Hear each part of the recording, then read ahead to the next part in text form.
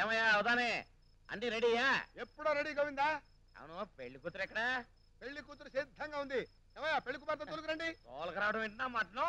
Wait and see. Okay.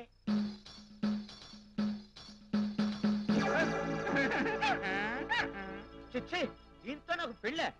నీకు శోభనంగా పోవాలి కదా గోవిందా. అయితే మాత్రం గారెత్త పెళ్ళంటే ఇంకొకసారి నా బేబీని గాడిద అన్నారంటే నేను ఏం చేస్తానో నాకే తెలుసు.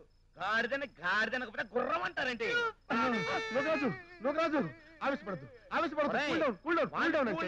నీ ముద్ద పప్పులో నా మటను. చూడు కరిసుందరం, నువ్వు ఇలా ఎర్రమందారం అయ్యావంటే వాడు దాన్నిచ్చి నీకు పెళ్లి చేయడు. వాడు చేయటం కాదు, నేనే చేసుకోను. అయితే ఈ జన్మలో నీకు శోభనం అవుదు. దోషం పోవటానికి ఈ పెళ్లి, కాపురం చేయడానికి కాదుగా. అయితే మాత్రం డోంట్ టాక్. మనకు కావాల్సిన శోభనం 3 ముళ్ళు వేసేయండి.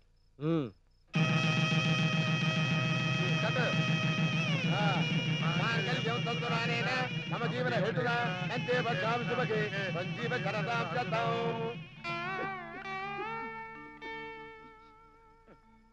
చూడండి అల్లుడు గారు, మమ్మీ డాడీ లేని నా బిడ్డను అల్లారు ముద్దుగా పెంచుకున్నాను.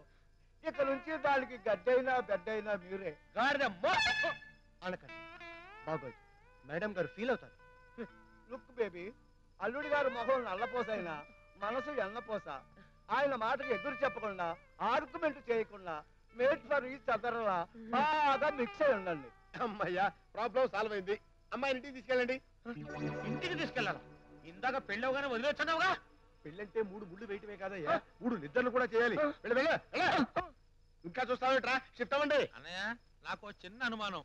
ఏంటమ్మా? గారెత్తో పెళ్లి చేశాం కదా, శోభనం జరుగుతుందంటావా? జరగదు. ఏ?